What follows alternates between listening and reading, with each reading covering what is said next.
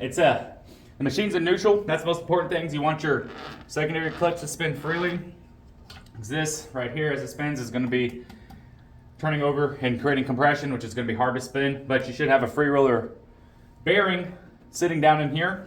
So you basically take your belt, get it started running off on the bottom side of your actual secondary clutch, and you just turn your secondary clutch and it gets started here.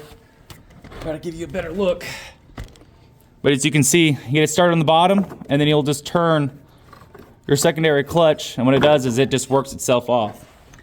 And that's the easiest way that I have found to take these clutches off, or I mean these belts off. And you can see, let me see if you can see how glazed it is. See how glazed that is? Just been worn down. Compared to, this is the new belt. Major difference. And you can see how much thinner this belt is. This is the original OEM belt on this machine since it was new. You can see how big of a difference it is. And that's where you're getting a lot of your slippage on this machine whenever it's running. All right, to reinstall it, similar procedure. It's gonna be harder at this belt because that belt was trashed. All right, so we'll grab our new belt. Some of these belts will have a directional symbol to tell you which way it goes. You want that arrow obviously facing forward. So we'll get it started on our primary clutch. Same process of pulling it off as putting it on. You get it started on the very bottom of the secondary clutch, continually turning it over. Turning it. With the new belt, it will be harder than the old belt. Most of the times. Boom. All right.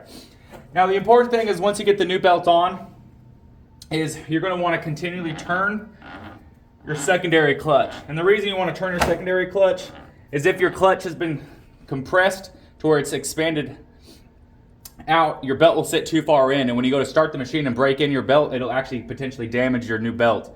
And there is a break-in procedure to all belts. Most manufacturers have a little bit different idea of what they say that you want, or they say that they want you to do to break it in. Other times they don't even have any instructions to explain to you how to break the belt in.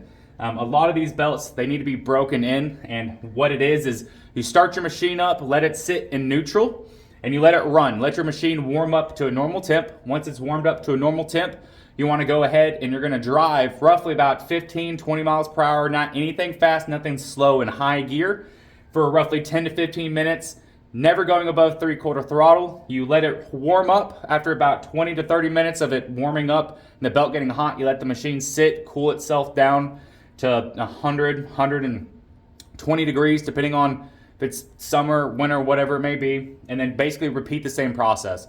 After you do that, it's going to heat set or heat glaze this belt and make it to where it's going to basically set that belt to your machine and to the clutches, and getting it hot enough and baking it in to where it's not going to have any kind of damage in the future whenever you're running a machine, or it just basically tearing apart on you while you're just trying to drive around and do whatever you're doing. But that's just the basic belt break-in procedure.